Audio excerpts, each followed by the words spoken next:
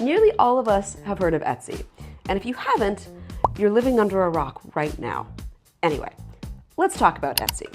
The company was founded in 2005 to help artisans sell their goods directly to consumers via an online platform. Now, today the company is huge. Over $13 billion worth of goods are sold on the platform each year. 3, 2, 1, go!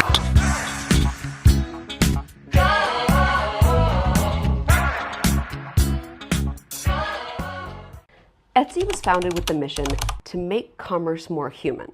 Now, this couldn't be more perfect for us to dig into because it's what going direct is all about. Bringing the consumer closer to the producer and bypassing wholesale distributors and resellers. Now, if this doesn't sound like Etsy today, you're right, it's not. Obviously, we are definitely fans of Etsy, and we are 100% aligned with the company's original mission to bring consumers and producers closer together. Here's the thing. This is not what Etsy looks like today, and a lot of artisans and makers on the platform are starting to question if Etsy has lost its way a bit. A quick search on Etsy today, and you'll see that guys like this are a lot harder to find. Instead, the platform has a lot more copycats and resellers, meaning that the people actually selling the products are not the people making them.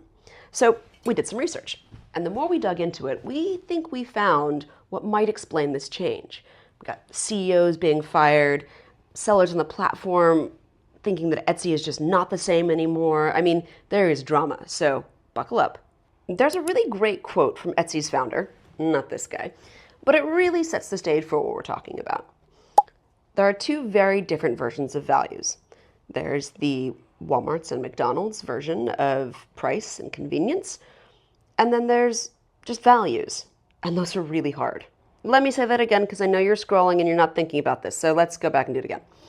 There are two versions of values. One is the Walmart and McDonald's version of price and convenience, and then there are just values, and that's really hard.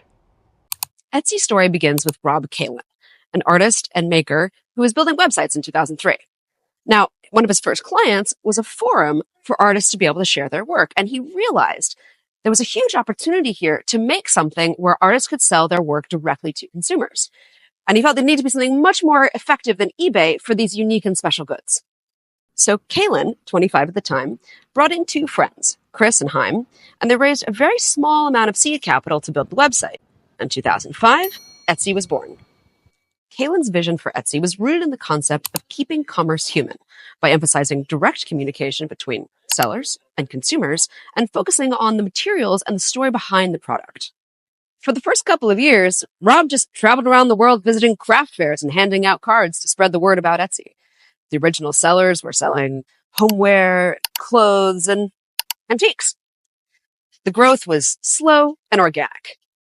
In the first full year of business, Etsy made less than $100,000 in revenue on a total of $1 million worth of transactions on the site. But this slow growth was actually a blessing. It allowed Etsy to focus on its community, build a strong foundation, and create significant momentum. Then the company moved to San Francisco, brought in venture capitalists, and they never looked back. Take a quick look at Etsy's revenues from the last 10 years. They've grown from having revenues of just under $200 million to $2.7 billion per year.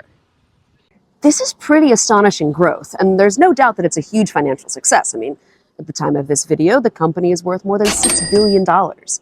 But that's not why we're making this video. We want to go behind the scenes because there's been an internal fight for the soul of the company, and it begs a pretty important question. What is the best way for a company or organization to grow and maintain its original values? Now, Rob was known for being anti-commercial and idealistic about Etsy from the outset. The whole company was founded to serve the seller community. This is really different from somewhere like eBay or Amazon, which are built to serve the buyer. And Rob was convinced that Etsy should never lose this core ethos of serving the seller as the primary customer. In 2008, Rob was really over his head. So he brought in a chief operating officer to run the day-to-day operations of the company. But it was not a good culture fit. And even though the company was still growing, sellers started to complain about the platform. And Rob felt that the central ethos of serving the seller as the primary customer had been lost. So in 2009, he came back to the company. But his crusade did not last long. He was fired by the board 2 years later, with absolutely no explanation as to why. Rob's departure represented a turning point for Etsy. The young idealist was gone, and the company was now under tremendous pressure from their shareholders to grow continuously. Fast forward to today, and Etsy really doesn't feel like the same marketplace. In fact, it looks a lot more like Amazon or Temu. Why is that? Back in 2013, Etsy changed its policy to allow sellers to outsource production. What happened? It opened the floodgates to mass-produced items and sellers who weren't actually making what they were selling. This is pretty different than making commerce more human. There's been a lot of positive aspects to these changes. There's now a lot more sellers on the platform, meaning there's a lot more variety from super luxury items to super budget-friendly options. And because consumers, including myself, value price and convenience, these policy changes have really benefited Etsy's growth. Now, there are some negative effects. Even a company like Etsy, which was founded on this principle of bringing consumers and producers closer together, has had to compromise on its core values for shareholders. Now, this is the epitome of how our modern capitalist society has disconnected us from our means of production by focusing on price and convenience.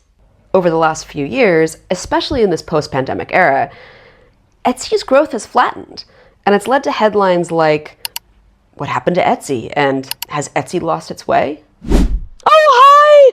Welcome to the Mojo tree, where we wonder, will Etsy ever get its mojo back? No, but seriously, the company is now trying to go back to its roots. Ironic. And instead of doing a race to the bottom like all other e-commerce platforms, they're actually refocusing on the unique and special products that made the platform so good in the first place and that can't be mass-produced. Now, here's how some of those changes work. New product tags clarify a seller's role in the creation process. Each product will now be labeled as made by, designed by, sourced by, or hand-picked by a seller, providing greater transparency and helping buyers understand the origin of these items. They've also launched a new marketing campaign, Keep Commerce Human, which highlights the work of artisan sellers, emphasizes the platform's commitment to human connection and creativity. Now, I've actually seen some of these marketing campaigns. They're all over here at the Tube in London, where it's, this pot was handmade by Charlotte for you, and this felt fluffy thing was hand fluffed by Evan, and it's actually kind of cute. Like, there's cool stuff in the Tube, and I love Etsy. And I went back on Etsy after abandoning the platform because I was tired of the junk and everything was like ripoffs and just bad quality stuff that I could buy anywhere. And I saw some of the stuff that I missed seeing on the platform, and I was re-inspired to go back and see how I could work with artists and artisans to create something special that I could also afford. So I have a good sense that Etsy can come back. I'm hopeful, and I would like that to happen because I love Etsy. Come on. Everyone loves Etsy. Etsy is such an interesting case study. On the one hand, it's now a huge company with over $13 billion worth of transactions on the platform every year. And this has created amazing opportunities for sellers and artisans all over the world. But this growth has come at a cost. They've gone away from their original values of making commerce more human. So here's something to think about. What's better? Growth at pretty much any cost, or slower growth that keeps a company closer to its values and raison d'etre? This is a pretty tough one because it begs the question, how can a company or organization grow and still stay true to its values? Etsy is a perfect example of both the good and the bad of our modern capitalist system. On the good side, more competition leads to more consumer choice, leads to lower prices and more convenience. On the bad, consumers are now more disconnected from the producers and commerce is less human. There's a beauty to slow and steady growth because it makes it much easier for companies like Etsy to stay true to their core values and to focus on the problem they were originally trying to solve. When companies do this, they can create far more wealth over the long term, not just for themselves, but for society as a whole.